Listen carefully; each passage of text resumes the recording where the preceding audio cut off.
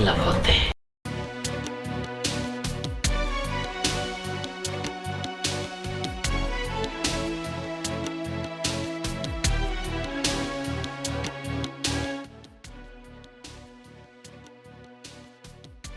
কেমন আছো তুমি?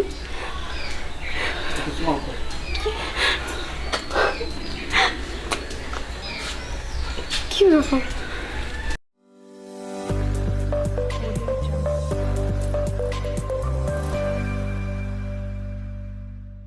এই তুমি দিন দিন এত শুয়ে যাইতেছো কেন? হ্যাঁ, আরে তুমি যে কি বলো না, তুমি আমাকে অত্যন্ত ভালোবাসো, তার জন্য এরকম মনে হচ্ছে। দেখো আমি ঠিক আছি। তুমি শুয়ে গেছো, কালো হয়ে গেছো তুমি। আচ্ছা একটা কথা বলি, তোমার ব্যবসার কি খবর বলো তো? ব্যবসা খুব ভালো চলতেছে, আর নতুন একটা ব্যবসা শুরু করতেছি রাজুর সাথে।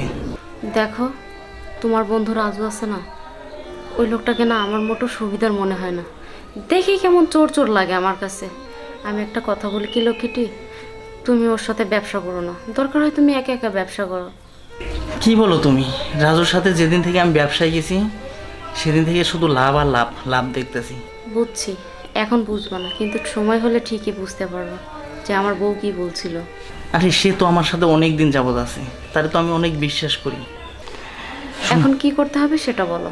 আমি তো একটু অফিসের কাছে যাব, আমার অনেক কাজ পড়ে আছে, তা নাহলে আমি যাইতাম রাজুর কাছে। যাবা, যাই সেরে এই টাকাগুলা একটু দিয়ে দিবা, বুঝছো? এতগুলো টাকা দিয়ে তুমি আমাকে পাঠাচ্ছ রাজুর কাছে? এই তোমার মাথায় মনে কোনো সমস্যা হয়েছে বুঝছো? ওই রাজুর সাথে মিশে মিশে না তোমার বুদ্ধিগুলো না সব গরু চড়াইতে গেছে। না তুমি কিভাবে পারো এই 5 লক্ষ টাকা দিয়ে তুমি তোমার বউকে পাঠাচ্ছ তোমার বন্ধুর কাছে? বুঝলাম না। শোনো লক্ষ্মীটি, রাগ করে না। হ্যাঁ, আমার যদি কাজ না থাকতো আমি নিজেই যাইতাম, তুমি কোনো টেনশন করো না, রাজু খুব ভালো, বুঝছো? আচ্ছা ঠিক আছে, তাহলে তুমি তোমার বাইরের কাজটা শেষ করো, আর টাকাগুলো আমি নিয়ে যাচ্ছি। তুমি আমাকে চিন্তা মুক্ত করলা। আমি তো তোমার সহধর্মিনী, তাই না? আমি ছাড়া কে থাকবে তোমার পাশে? আচ্ছা ঠিক আছে, টাকাগুলো দাও তো। এই হচ্ছে ধরো।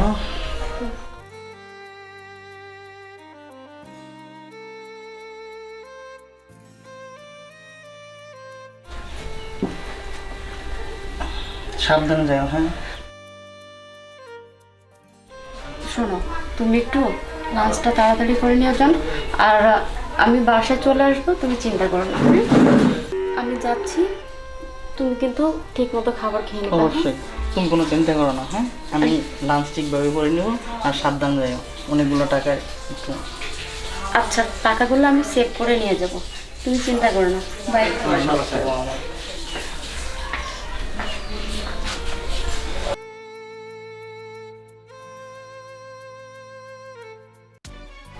আরে ভাবি আপনি? আরে হ্যাঁ রাজু ভাই, আমি আসলাম। তা কি মনে করে আসলেন? কি মনে করে জানেন না, আপনার বন্ধুর যা পাগলামি, ও একটা ব্যবসার কাজে বাইরে গেছে। ওই যে আপনাদের যে নতুন ব্যবসাটা চালু করবে, হ্যাঁ, তার জন্য তো 5 লক্ষ টাকা জমা দেওয়ার কথা ছিল। হ্যাঁ অবশ্যই। এখনো তো আসতে পারবে না, তার জন্য আমি আসছি। ও আচ্ছা আচ্ছা, তা আপনার এত কষ্ট করে আসা কি দরকারটা ছিল? আমাকে ফোন দিলে তো আমি তাই নিয়ে আসতাম। আরে সমস্যা নেই, আসলাম, আপনার বাড়িটাও চিনে গেলাম। আচ্ছা আচ্ছা ঠিক আছে, এই যে টাকা। ঠিক আছে। যাক ভাবি, আসছেন, আমি খুশি হয়েছি। ওখানে পুরো 5 লক্ষই আছে। ঠিক আছে, আমার বন্ধুর উপরে আমার আস্থা আছে, এতটুকু বিশ্বাস আছে, তাহলে হলে কি ব্যবসা করা যায়? ও হ্যাঁ, আরেকটা কথা, আপনি কিন্তু আমার বাসায় খাওয়া দাওয়া না করে যেতে পারবেন না, ঠিক আছে? আরে না না, খাওয়া দাওয়া লাগবে না ভাই। ভাবি, আপনি তো এর আগে আমার বাসায় কখনো আসেননি, আপনি এই প্রথম। খাওয়া দাওয়া না করে গেলে খারাপ দেখা যায়, অতএব আপনি আমার বাসায় খাওয়া দাওয়া করে তারপরে যাবেন। কিন্তু আমার বাসায় যে কাজ আছে। না না ভাবি, এটা কখনোই সম্ভব না, কারণ এর আগে তো আপনি আমার বাসায় আসেননি, এই প্রথম। আর আপনি আমার বাসায় খাওয়া দাওয়া না করে চলে যাবেন, এটা কখনো হয় না। ভাই সাহেব, আরেকদিন আসবো আমি আর আপনার বন্ধু। আরে সমস্যা কি, আমার বন্ধু আসবে আপনি আসবেন সেটা আলাদা হিসাব, কিন্তু আজকে আসছেন, আজকে আপনি না খেয়ে যাবেন বলেন? দেখেন, আর না না, কি বলতেছেন এগুলা? ভাবি, আপনি যত কিছু বলেন, আজকে আপনি খাওয়া দাওয়া করে তারপরে যাবেন। খাওয়া দাওয়া করতে গেলে তো অনেক লেট হয়ে যাবে, ভাবি, তখন বসেন। আবার বসবো কেন? তো বসেন না।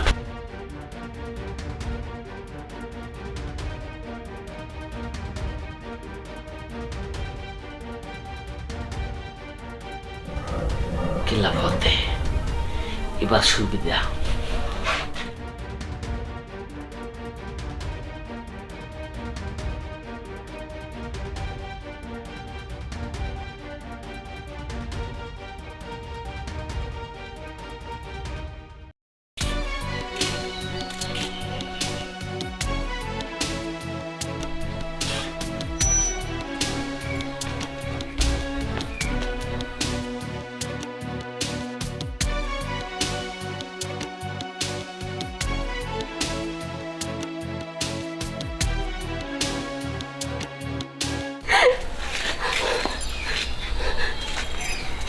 কেমন আছো তুমি?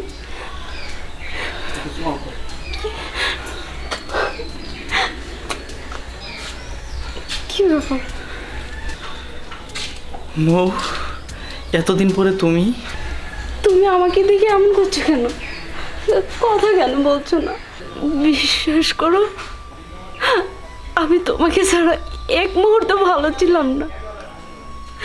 তুমি তুমি আমাকে ভুলে গেছো না? তুমি তোমার মৌকে চিনতে পারছো না। মৌ তোমার কাছে অতীত হয়ে গেছে। কেমনে ভুলে থাকলাম?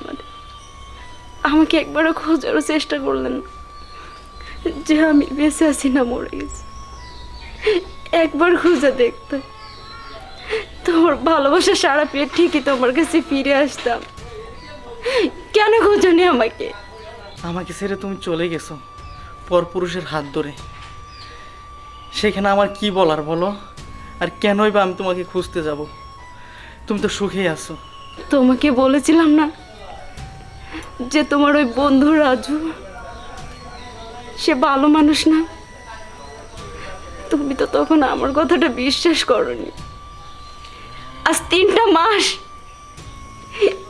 মাস সে আমাকে ভোগ করছে, তার বাড়িতে আটকে রাখছে আমাকে। আমি আজকে তার বাড়ি থেকে পালিয়ে আসছি, অনেক কষ্ট করে পালিয়ে আসছি শুধু তোমার কাছে। তুমি আমার থেকে মুখটা ফিরিয়ে নিও না, তাহলে আমার মৃত্যু ছাড়া কোনো পথ নেই। রিকন, আমি তোমাকে খুব ভালোবাসি। বিশ্বাস করো, তোমার বন্ধু যে আমার সাথে এরকমটা করবে আমি কখনো বুঝতে পারিনি। তোমাকে বারবার বলেছিলাম যে তোমার বন্ধুর চরিত্র ভালো না, ও একজন প্রতারক, বিশ্বাসঘাতক। সে শেষ পর্যন্ত কি করলো? সে আমার শরীরটাকে নিয়ে খেলা খেলছে।